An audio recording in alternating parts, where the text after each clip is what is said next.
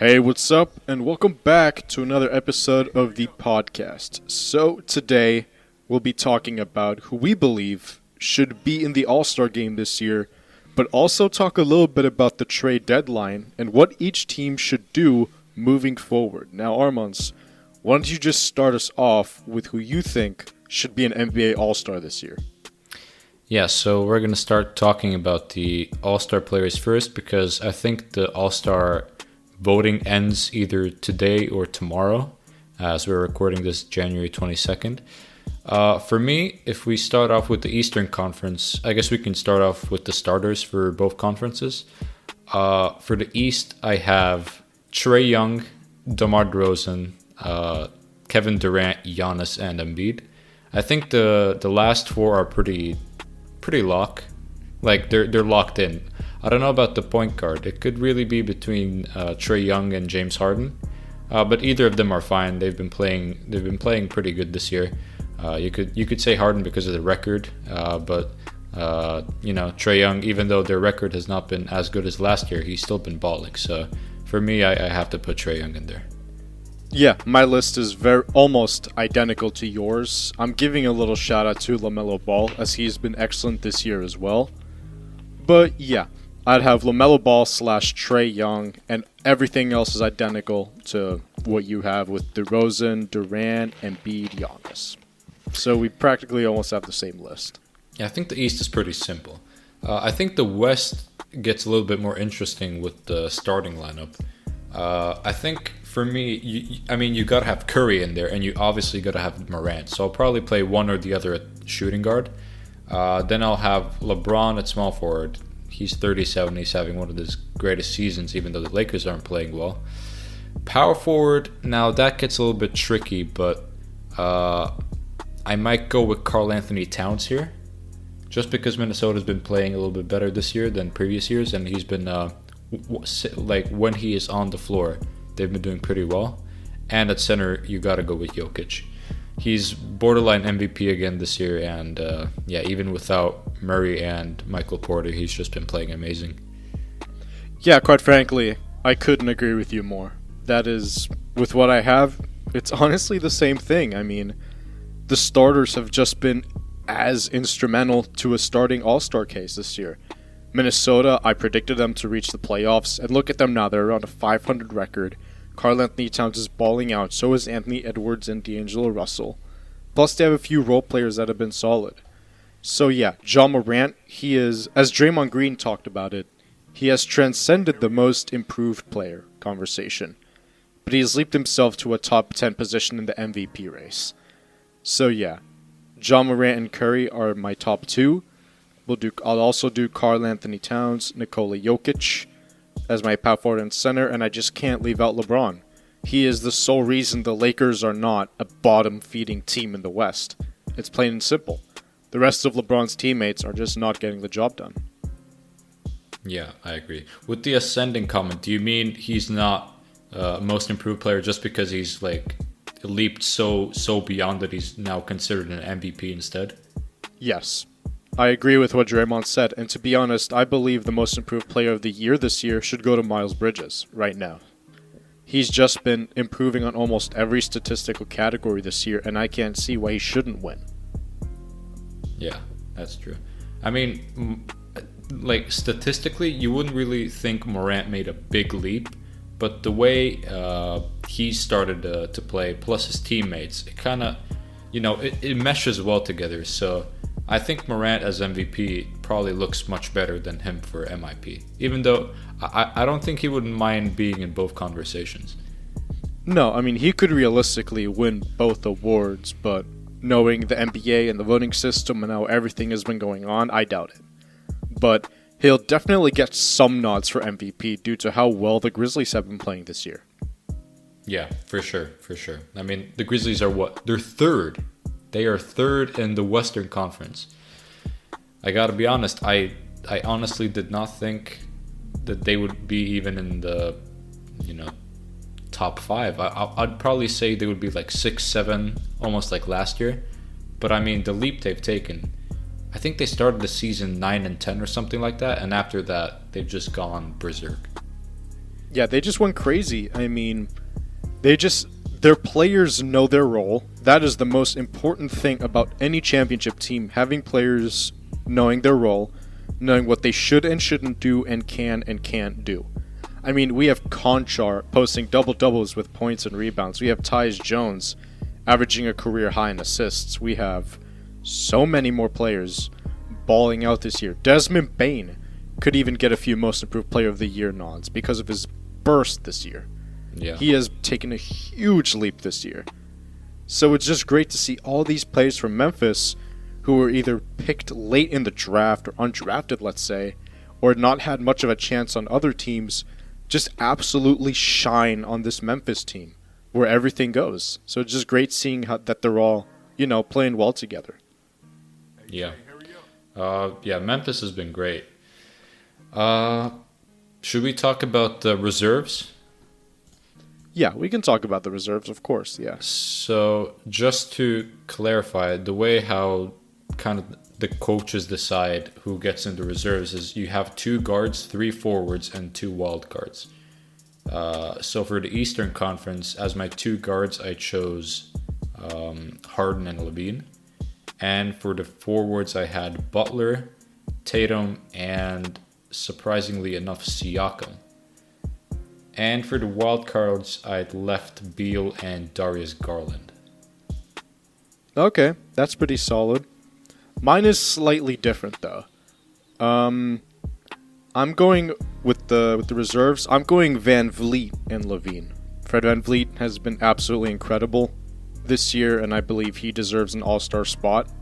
I don't think he'll get the love, but I believe he at least deserves some mention. I'll also give Darius Garland some love as well. He deserves a spot in there as well. He can be one of my wild cards.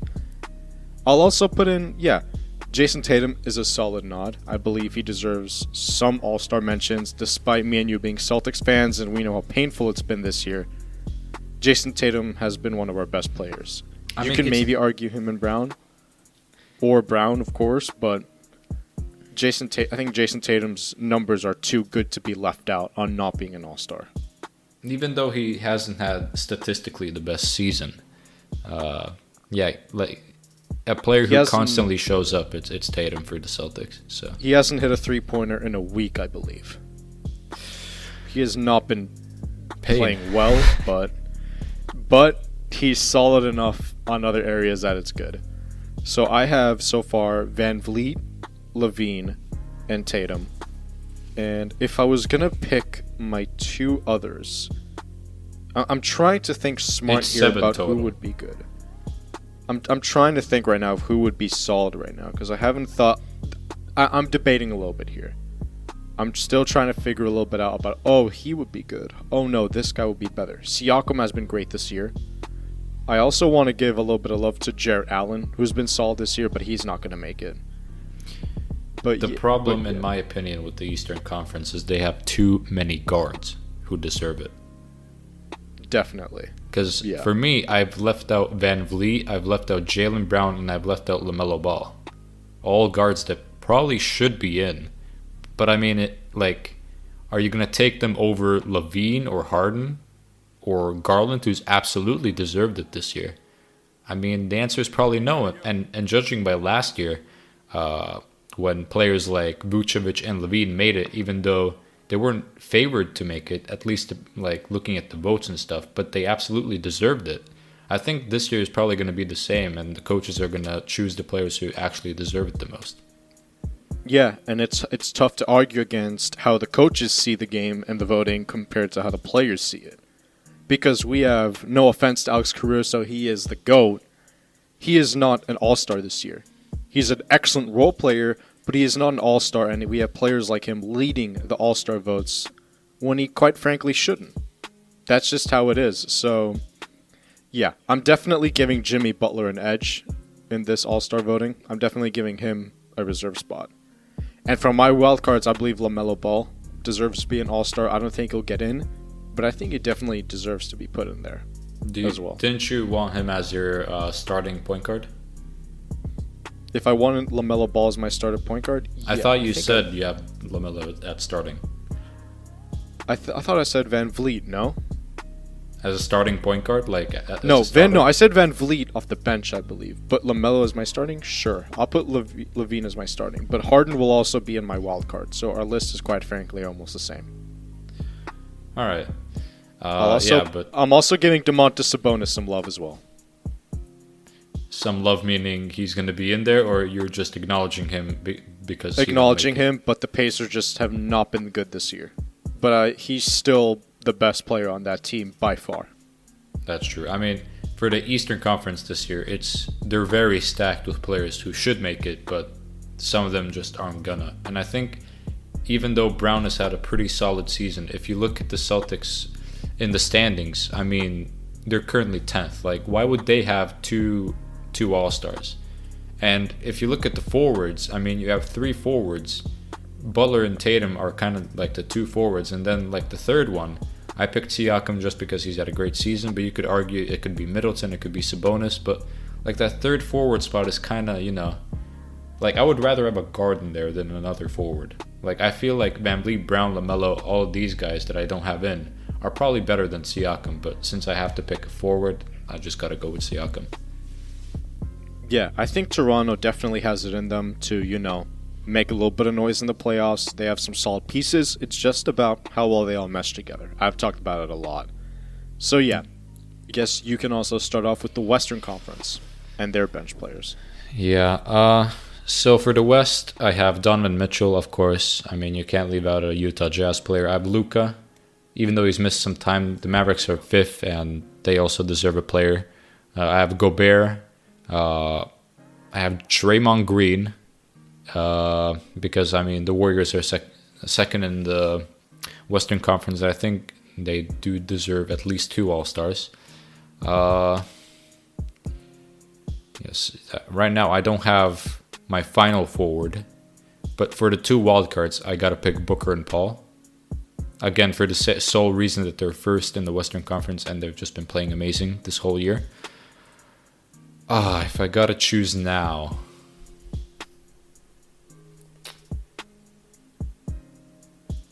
You know what? Since I'm Latvian, I might go Porzingis. I think he's been pretty solid this year. I might give it to Porzingis. Kristaps, no? Kristaps getting the All-Star nod, huh? Yeah. I think he's been playing pretty good this year. Yeah, he's been good this year. Ironically, when he was an All-Star for the Knicks, he was injured. Sucks they never got to actually play in it. Yeah. But yeah, mine is very similar, as of course we've been paying attention to the NBA. We've been seeing who we believe deserves to be All-Star nods. Mitchell, can't argue against Donovan Mitchell. Can't argue against Gobert either. Booker and Paul, sure, I'll put them in my wildcard rounds as well. They're all in the lineup anyway. Doncic is there as well, of course, for me. With forwards, I've had a little bit of a tougher time with forwards. I was debating between either Andrew Wiggins or Draymond Green. Andrew Wiggins is having a career year, in terms of efficiency at least, and his role with the Warriors does not deserve to be ignored. But Draymond Green deserves that equal amount, but I wouldn't put 3 Warriors All-Stars. I wouldn't. Yeah, you could argue either Green or Wiggins. Both have had pretty nice seasons this year. Yeah, and or Green and Wiggins, but the last thing is it's the forward spot. Who else could we argue with Kristaps in the West that deserves to be an All-Star? That's the tough part. You could, I guess you could argue. For me, I was debating either Wiggins. You could say George, but he's probably not gonna play. He's like rumored to be out for the whole season, but who knows? There's also DeAndre Ayton, but would you want to have Suns to have 3 All-Stars? It's hard. I'm putting him in the center position, and right now, in terms of All-Star voting and offense and defense, I wouldn't put him there yet. Fringe, sure. Fringe All-Star, yes. But I would not put him above Jokic or Gobert, to be honest with you. So, basically you're agreeing with the fact that Porzingis gets the last I'll forward? agree with you that Porzingis deserves it, yes. When Luka was out for a period, Porzingis picked up the slack, and he played absolutely incredible. Offense and defense. So I'll give him the nod for this one. I believe he deserves some mention, and I'll put him there. All right, so I guess we'll find out the starters in a couple days, and then I think a week or 2 later we find out the reserves, but we'll check that out later. I guess now we can maybe transition to our second topic, which is talking about the trade deadline. And if I'm not wrong, the trade deadline is very soon. Very soon. And, obviously last year we did an episode with the trade deadline, and some of those things we kind of predicted would happen. But some were completely crazy, like perhaps Orlando just fire sale and what they did. Overall, it was a pretty busy trade deadline, as we say. So as I looked right now, the trade deadline is on the 10th of February, so that is 2 weeks away. A little bit over 2 weeks. So yeah, so teams still have a little bit of time.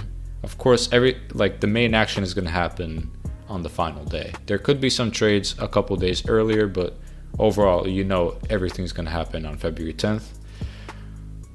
So I guess we can maybe start off with some teams, what each team should be looking at. So maybe we can go alphabetically. Some teams we can talk more about, some teams we can talk less about if they're not really that relevant. So I guess we can start with the Atlanta Hawks. They already made a trade for Kevin Knox. They traded away Cam Reddish. What do you think of that move, firstly? To be honest, they're doing it for the pick anyway. So I guess that's fine. But I wouldn't trade Cam Reddish just yet. I could see him as a potential incredible spark plug off the bench, and he has potential to take over games. Kevin Knox has not done anywhere near that. Remember, Cam Reddish was instrumental and excellent for Atlanta during their playoff run last year. He was really good during the final run. And it just sucks to see that he gets traded, and now he's going to be at the Knicks with RJ Barrett, and hope maybe they'll get Zion in the future, who knows, and reunite that Duke team. But anyways, I don't like that move, and I don't think Knox will do much, but what I think Atlanta should do was just try and stay afloat and reach the playoffs with the team that they have. They just have not been performing well. But if anything, if they do decide to make a move, just surround Trae Young with defenders and let Trae Young do his thing. That's all I would say. Yeah, I think last year they did so well that they decided to sign their guys that they had to contract extensions, mainly Herder and John Collins. Plus, you also have that big contract of Danilo. You also have Bogdan Bogdanovic and Clint Capella. And this team is underachieving, and right now they're trending towards luxury tax for next year. So, and where they're currently in the standings, they're 12th. Ooh, they're not even in the play-in, not even close. Like they're 3 games apart, and Boston's 10th. Yeah, the Atlanta Hawks have been underachieving like crazy this year, and I don't really think this move helps them. I think this is a pretty big W for the Knicks, picking up Cam Reddish for a top 18 protected first-round pick, and Kevin Knox, who doesn't really get much playing time either.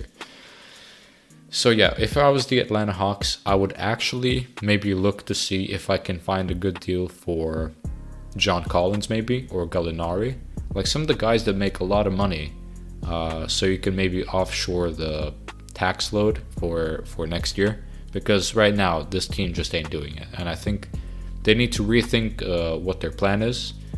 And it honestly seems like last year was a fluke, basically. That's an interesting take. I agree somewhat with you that the Atlanta Hawks have been underachieving, but remember, it's only halfway through the year. And I believe Atlanta Hawks, the Hawks can pick it up, and they can definitely reach the play-in and surprise a lot of teams. But right now, they're just not it. They're just not doing good. I don't think Danilo Gallinari is the right fit for them anymore. Given how old he is, and he really can't defend anybody, I think they can get someone better for him that'll help them a lot more long-term with what they're trying to do. So I'd look for a deal for Gallinari. And if they can get a great deal for Collins, sure, they'll do that. But I'm not sure how they'll deal Collins with the huge contract that he has, given the fact that other teams with great power forwards are not willing to, part ways with them. Who can they get for John Collins right now, given Atlanta's form, and given his trade value with how bad they've been? Ben Simmons? Oh, no. So you run Trae Young and Ben Simmons. No. Hey, it kind of fits you. Surround him with defenders. I mean, that's the only thing he can do. The irony with if you can't beat them, join them. and Ben Simmons. Yeah. Despite just getting traded. His next chapter. Oh no. Which He's team's back. next? Which team's next? All right, next we got our main guys, the Boston Celtics. Oh damn. I'll let you start.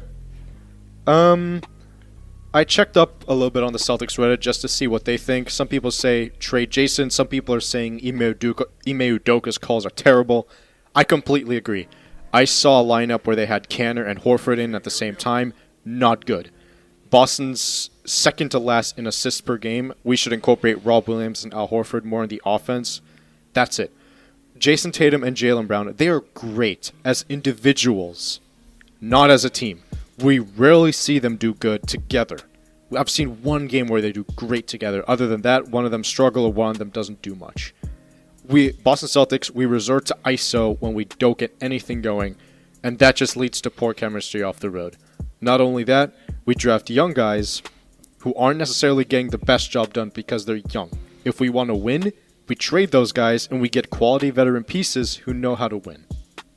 That's it. You feel better after that? A little bit. A little bit. We're the Celtics fans, we're down in a rut right now. It's not good. Yeah, so what they should... they already made their first trade. They traded Juancho. They got back PJ Dozier, who they initially drafted, and the GOAT Bol Bol. Both of them probably not going to play this year. PJ Dozier has a torn ACL, and Bol Bol, as you know, didn't get traded to Detroit because of a medical issue. So he decided to get a surgery, and after that, he got traded to Boston. So he'll probably rehab from this surgery.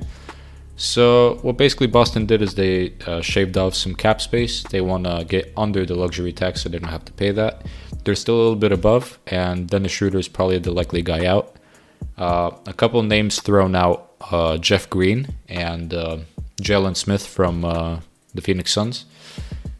To be honest, I think Jeff Green would, even though you wouldn't really necessarily think of him as a, player who would change the whole dynamic, but he kind of fits what we need.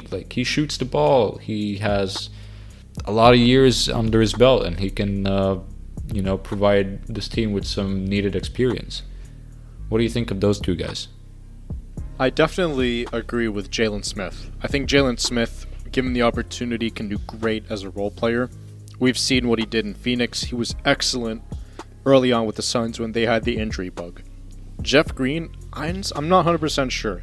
So far, I think he's doing great with Denver so far, and I don't know if they're willing to part ways with him, but if the Celtics ever got him, I wouldn't mind. I'd take anything at this point, just because we're not that good. Also, I think the Celtics need a little bit of time here. Jason and Jalen, they're still trying to get used to, being the two best guys on a team and actually, do it. Actually lead the team to wins. Jason Tatum is 23 years old. He has 5 more years till his prime. But it's during those 5 more years that we need to see where the Celtics are going to go. Because Jason Tatum and Jaylen Brown, we were doing so good with them when they were on rookie deals. When we could afford other players for more. Yeah.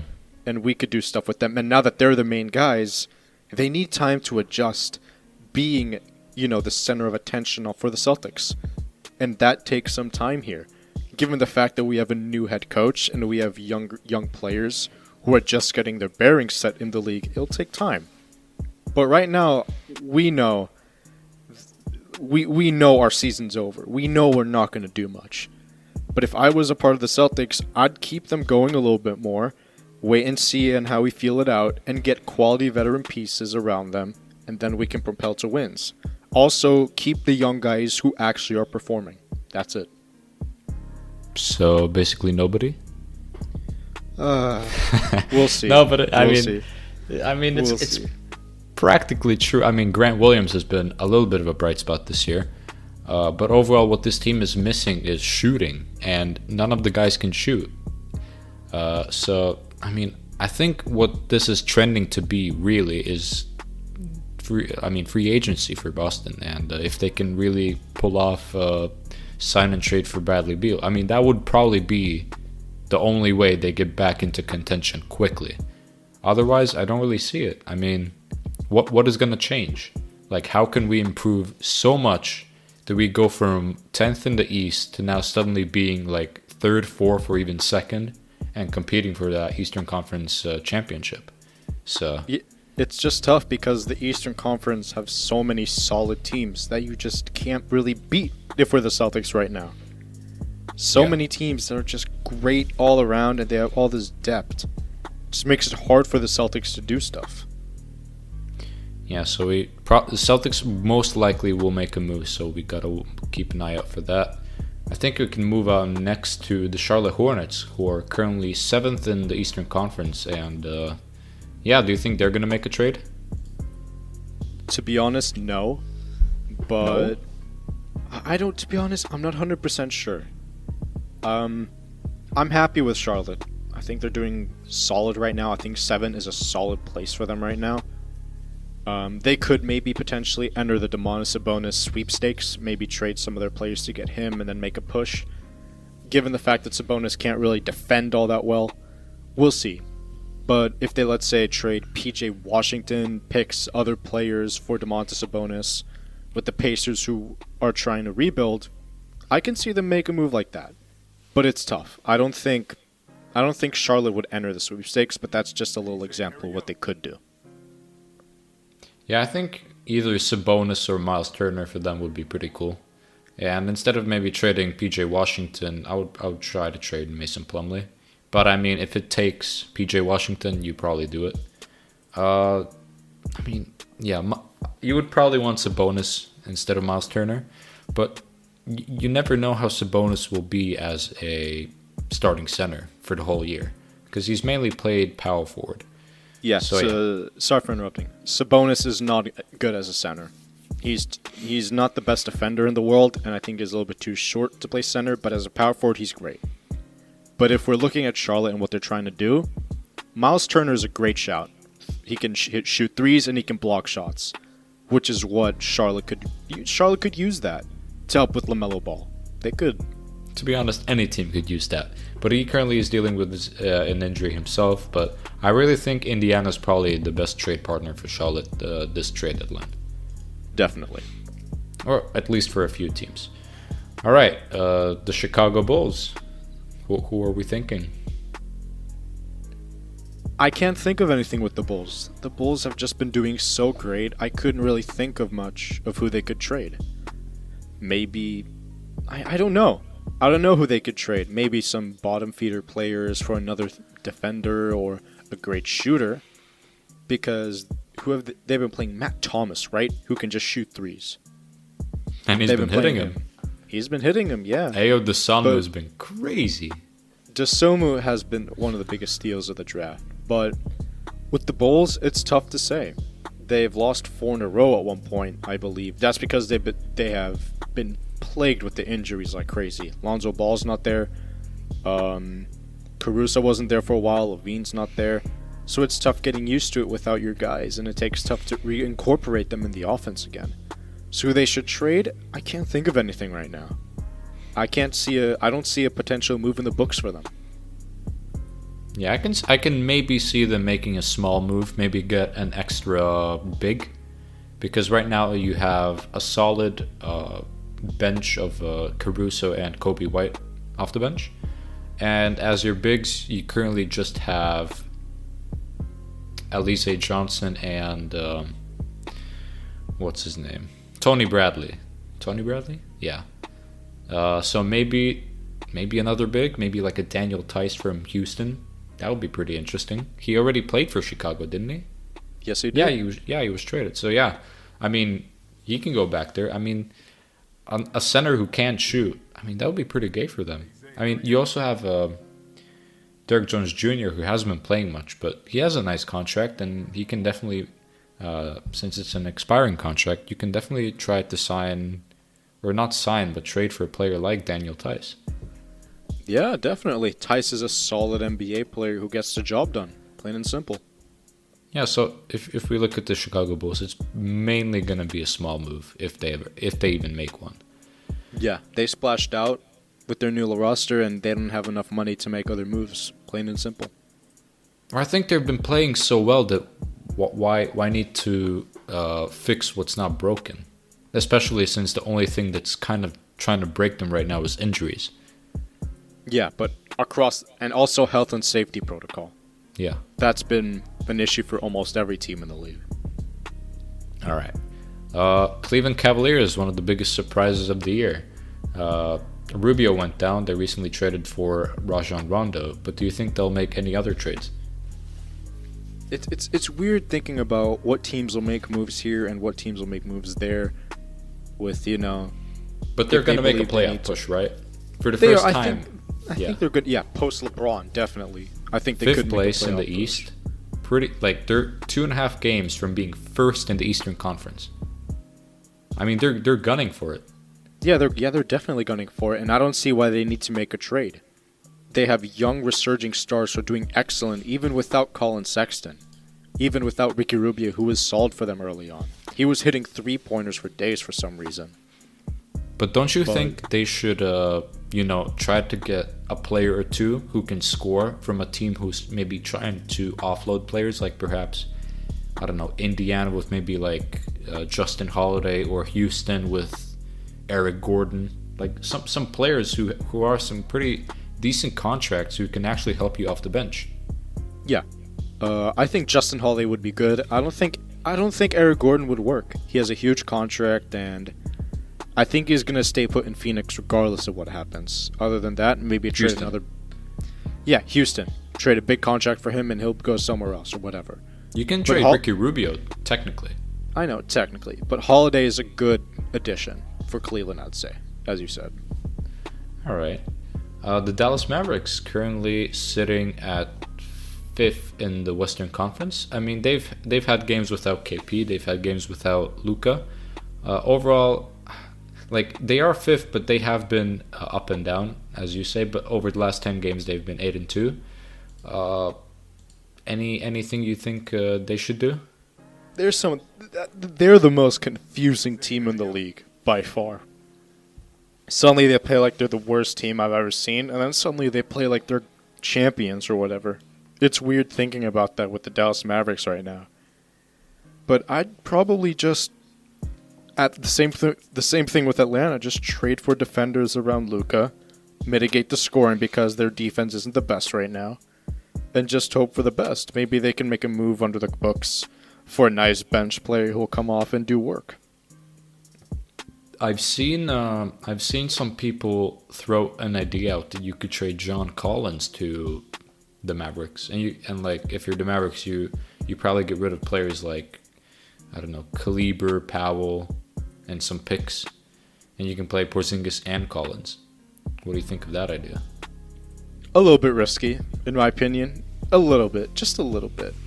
Just because they're really good defenders and they're doing a great job, at least mitigating that. I wouldn't say John Collins is the best defender in the world. Just imagine how bad the defense is going to be with Tim Hardaway Jr., Porzingis, Luka, and John Collins. That's not the best defensive team, so they're all going to get picked apart. But it will be a fun offensive team, don't get me wrong. As long as if they keep Vinny Smith, I think they'll be fine, to be honest. Vinny Smith is a great glue guy on your team. Yeah. Finney Smith has been great, but I really can't see that deal happening if Finney Smith isn't even thrown in there.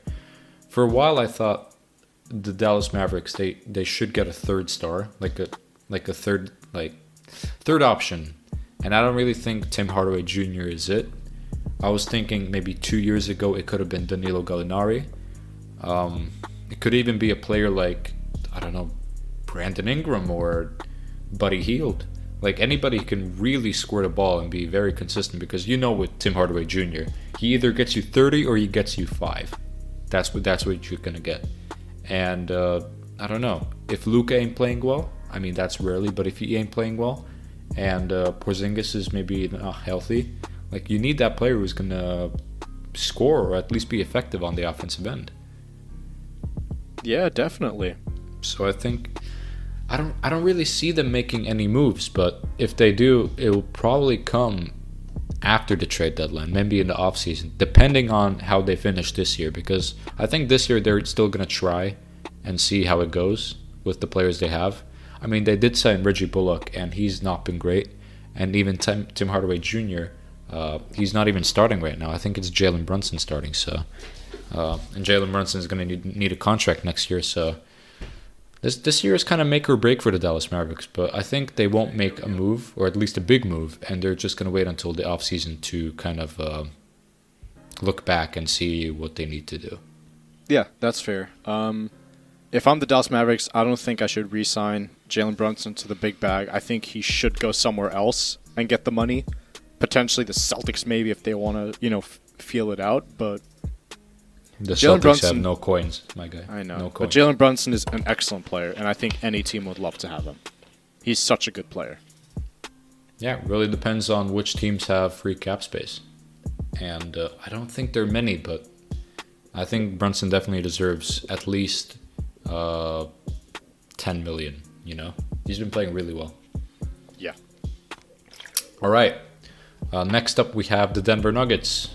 I mean, we've had some news that Murray and Michael Porter could be getting back before the end of the season. But to be honest, I don't really see how Denver could do this. I mean, it would be pretty risky, but they're currently 6th right now.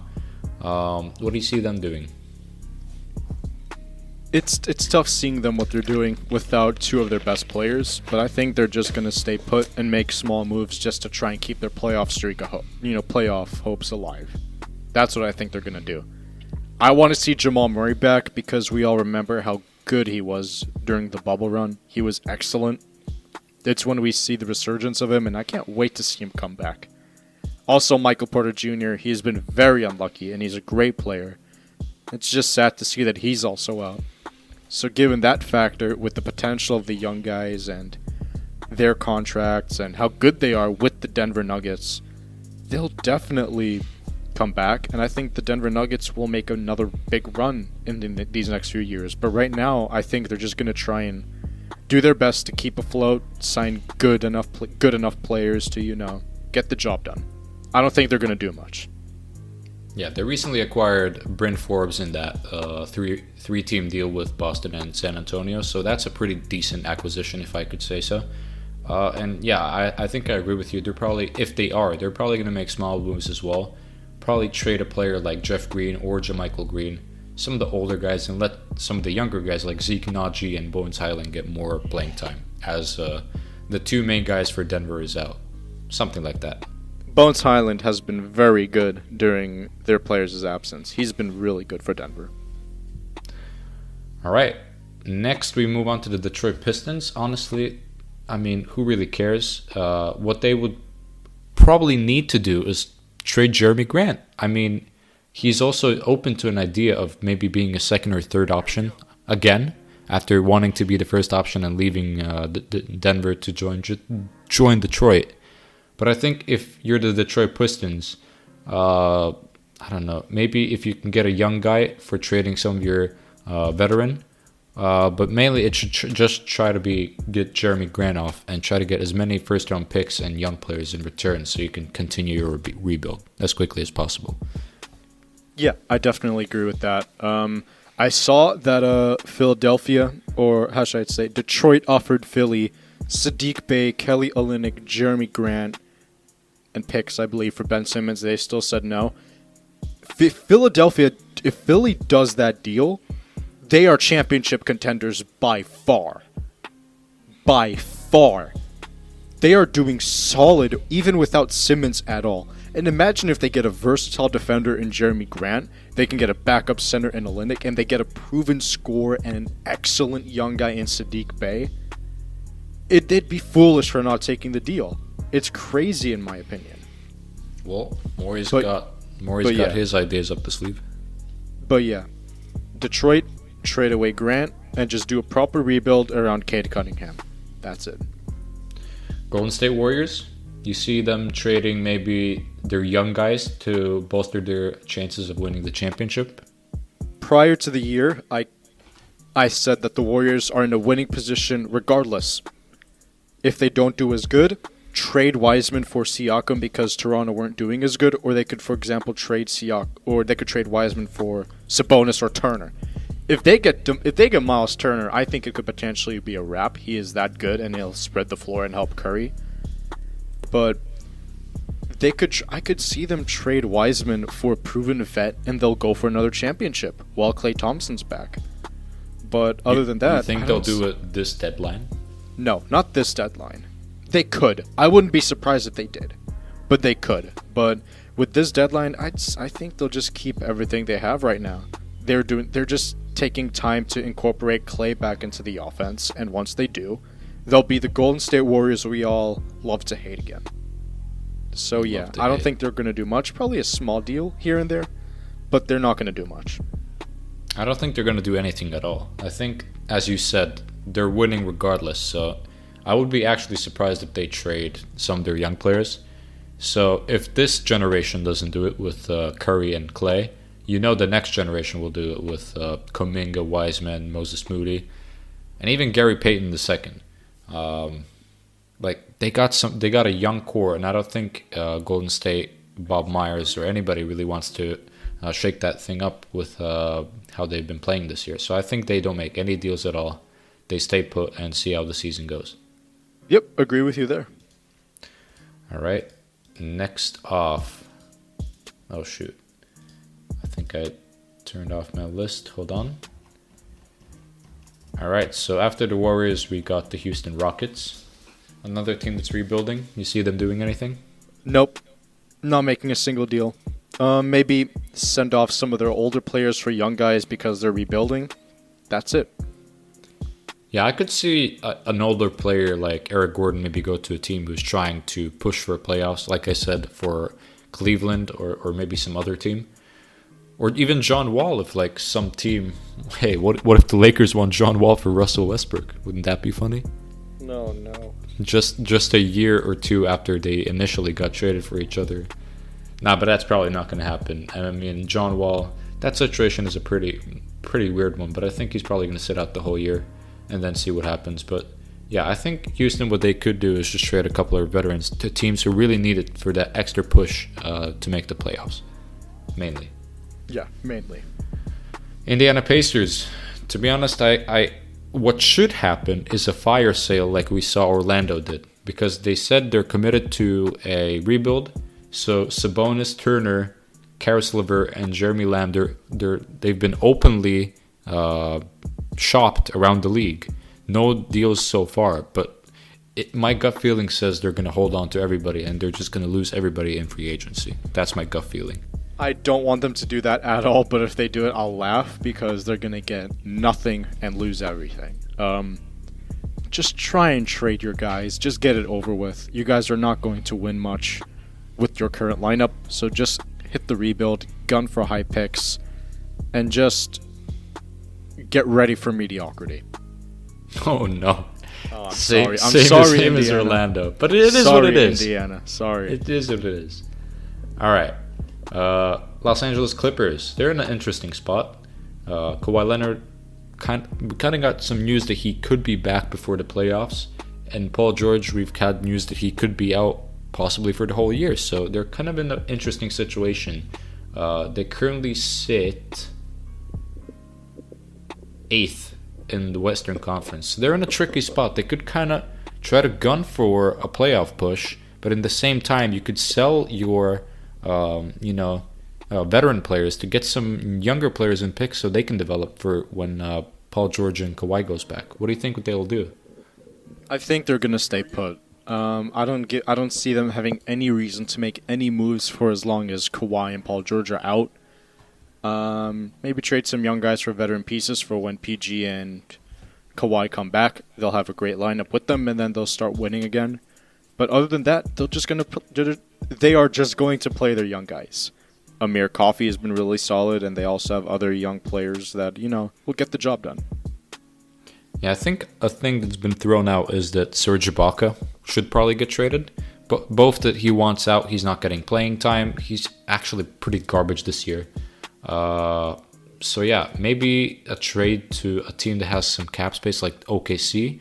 So you both save some luxury tax and you open some spots for some other players to play.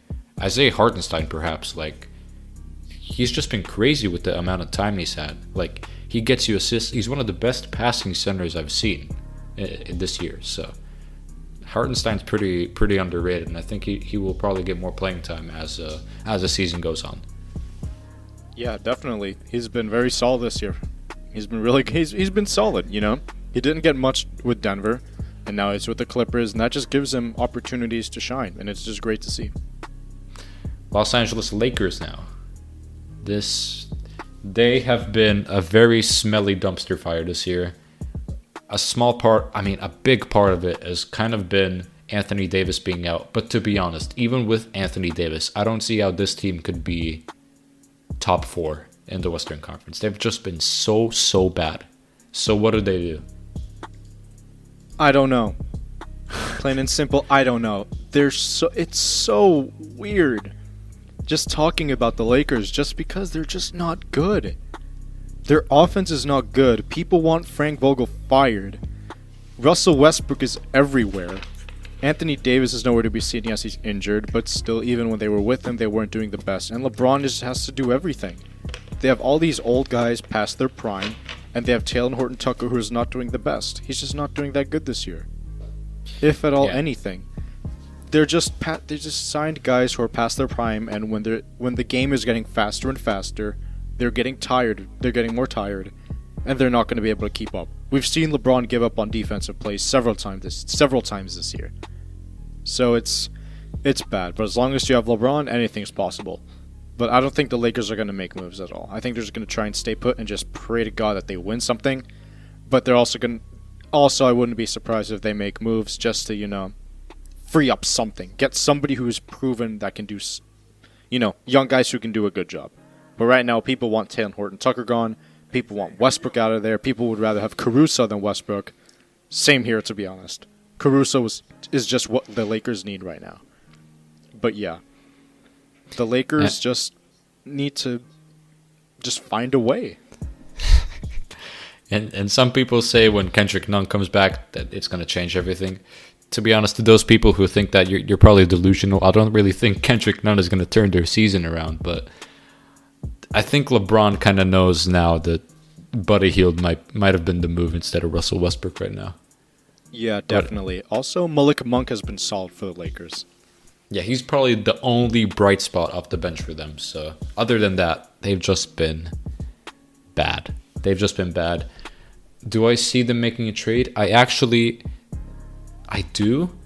I could see them panic trading some of their older guys, as you said, for some other players just to shake things around, because if it's not working now, you just have to make some trades, because LeBron is 37.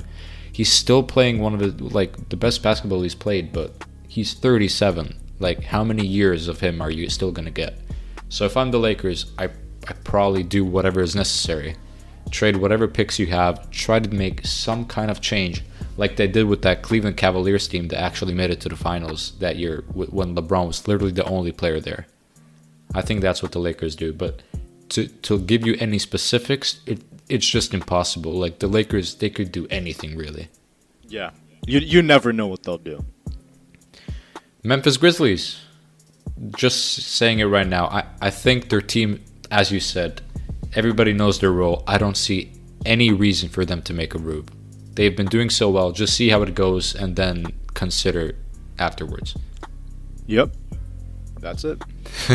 that was plain and simple. All right. Moving on to the Miami Heat. What are they right now? Third in the Eastern Conference, but they've had Bam Adebayo out for a long time. Jimmy Butler has been injured for some time. Also Kyle Lowry.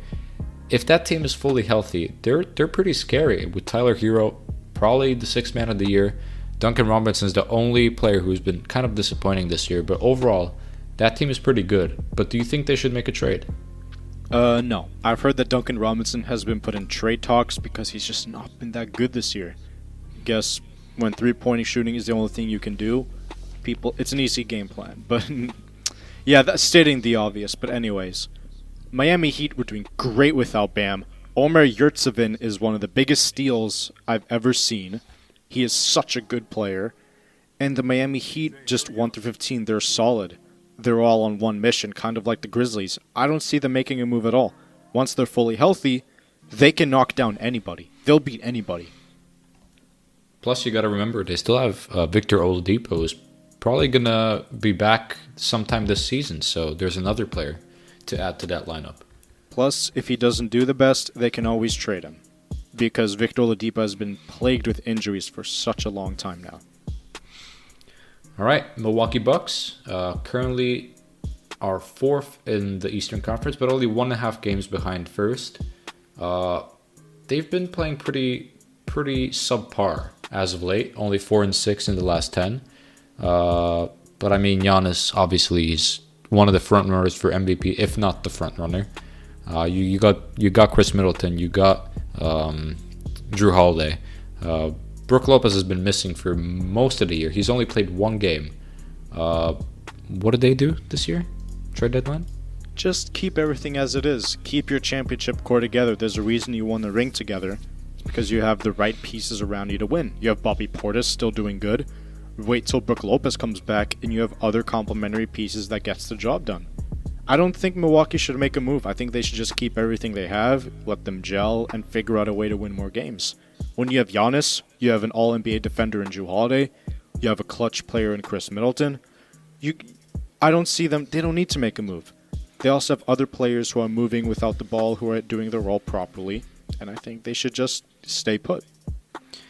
To be honest, they made a trade last year which probably made them win the NBA Finals. Not saying that PJ Tucker, which they got in last year's deadline, is a game-changing player, but he played 40-plus minutes a game, and you could see his impact on the floor. So, just saying that sometimes these mid-season trades can actually, make a difference for that season. But I think I agree with you. I don't think this Milwaukee team needs to do anything. They're pretty deep. They acquired Grayson Allen, who's been pretty well for them.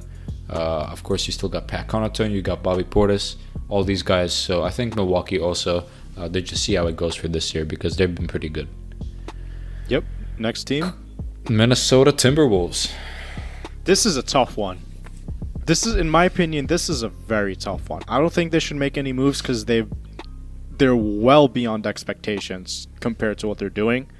They have Jared Vanderbilt, right? Jared Vanderbilt, and his brother plays in Charlotte, if I'm correct. But yeah, no, Vanderbilt. No. McDaniels. You're talking about McDaniels. My bad. Yeah, they have Jaden Mcdaniels, who had a 21-19 game this year. He's an athletic freak, a big wingspan. He is solid. Cat, D'Lo, Edwards, solid. Nothing else you can really say. I don't think they need to make a move. They'll probably make a small move just because they're doing well beyond expectations compared to what was put on them. That's it. I don't think they need to ruin anything given the fact that they're doing solid this year. Yeah, I think I don't agree with you completely because I think since the Minnesota Timberwolves are so close to actually trying to finally get another playoff run, I think they should maybe make a move for a veteran scorer maybe to bolster their chances. A player I've seen thrown around is maybe Terrence Ross.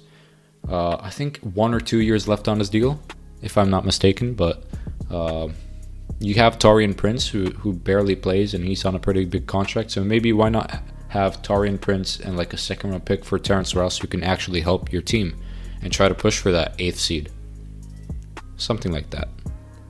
That's a good shout. I haven't heard the name Terrence Ross in such a long time. It's probably because the Orlando Magic are just so forgettable. Sorry, Orlando. New Orleans Pelicans. Oh God, what do we do? What do we do with the Pelicans? I don't know what we do with the Pelicans. They started off horrendously.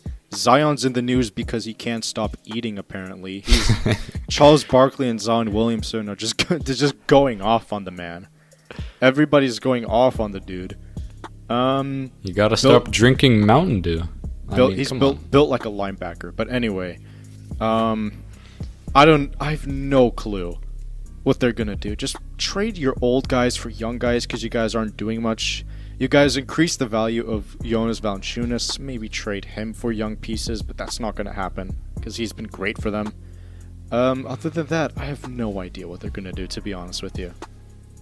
I can maybe see them trading players like Garrett Temple or Satoransky, but overall, I think I think they stay put, see what happens when they get Zion back.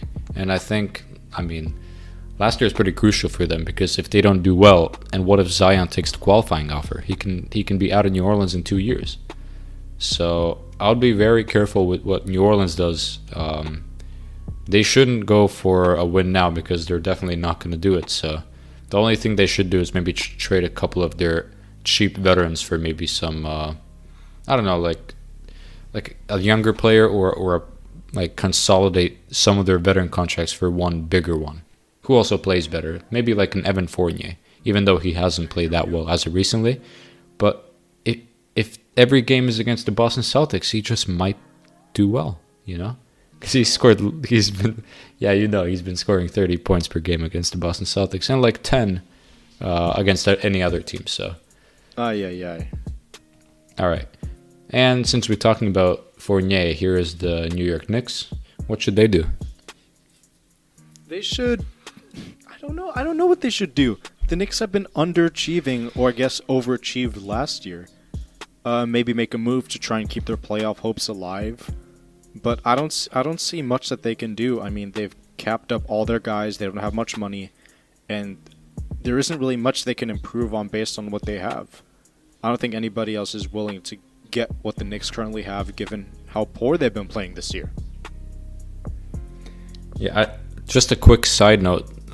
Do you know what Julius Randle's overall in 2K is now? 82, I believe. 83? 82, 83, yeah.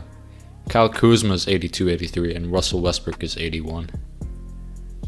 Like, if you thought about that a year ago, when New York was good and when Washington was playing well with Westbrook and when Kyle Kuzma was trash with the Lakers, and you look at this now, like, how has this happened, you know?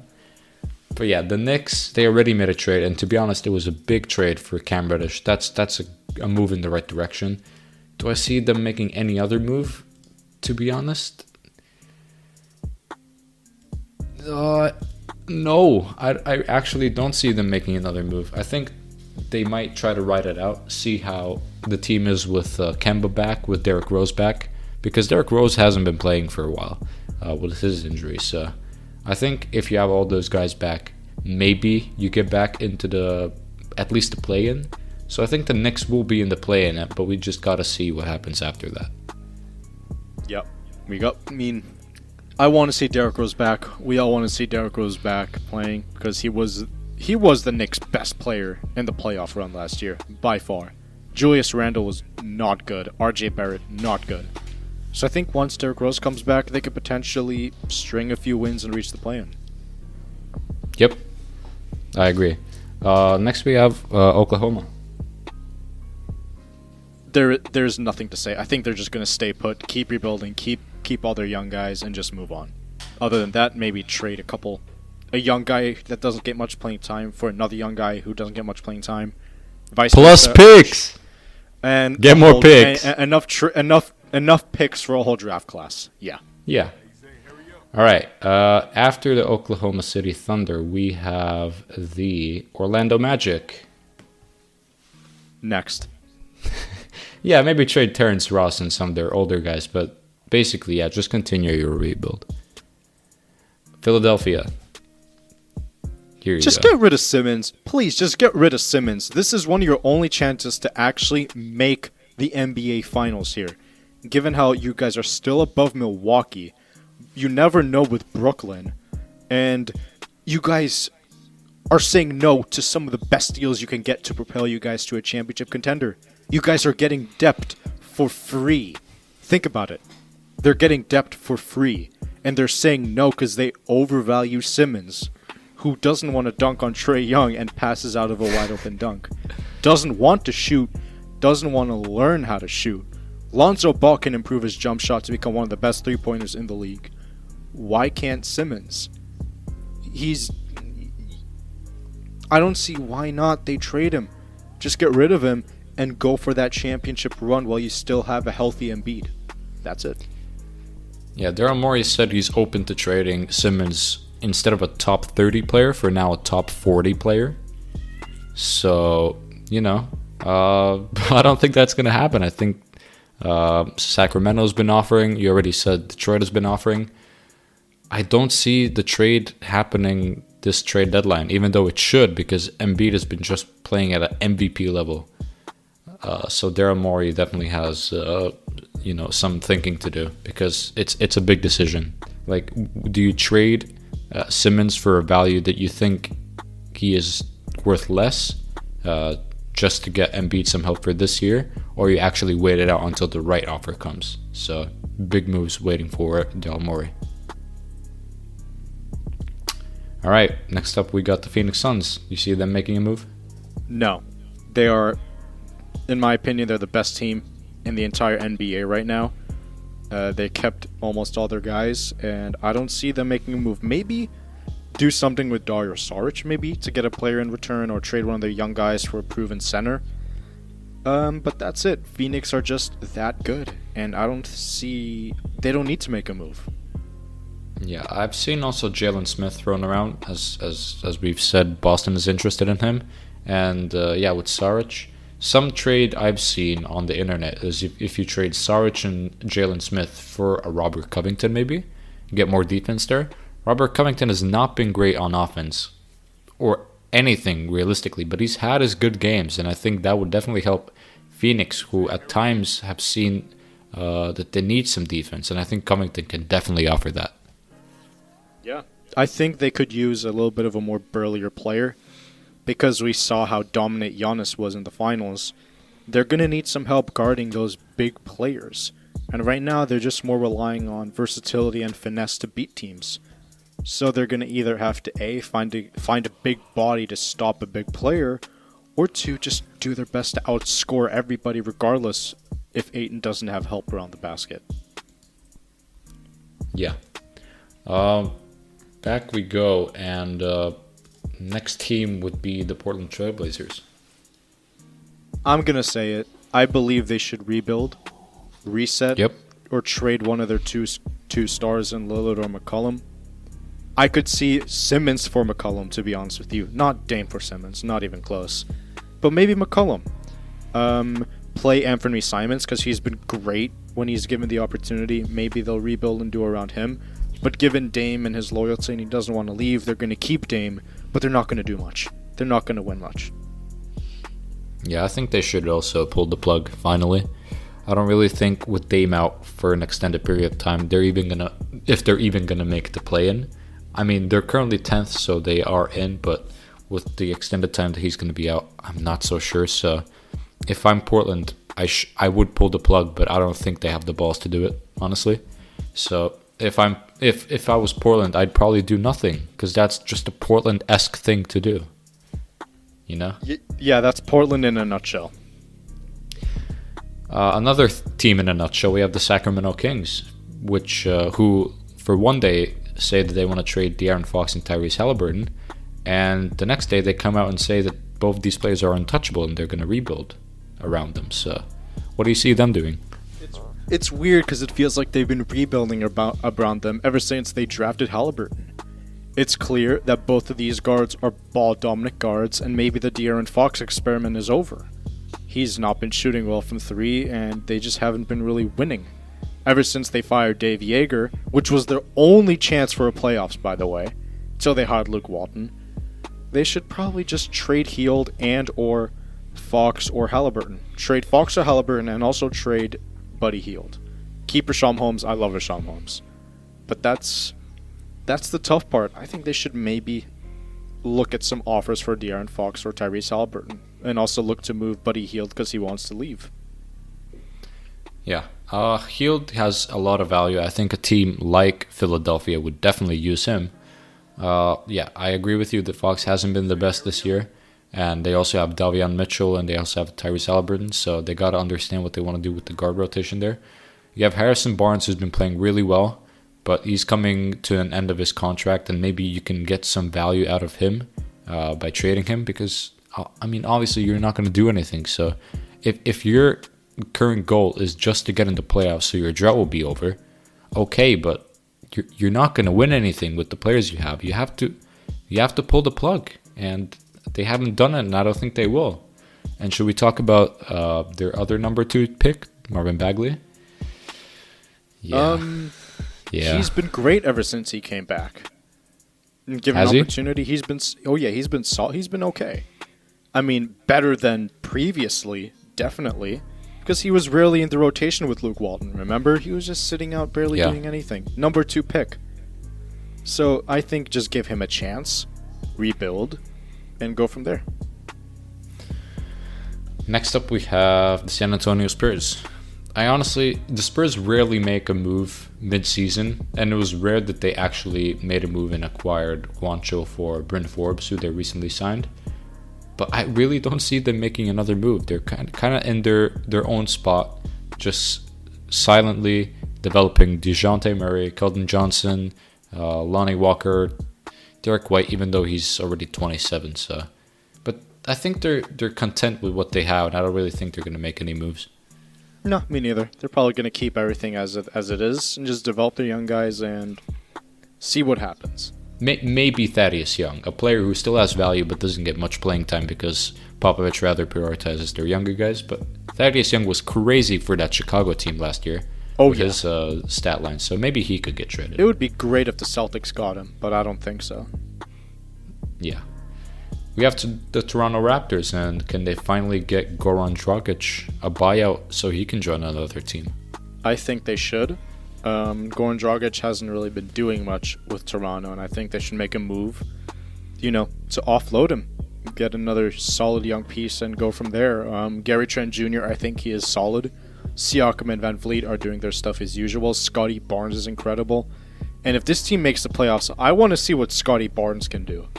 I really want to see what Scotty Barnes is going to do if they make the playoffs, because he is such an energy player.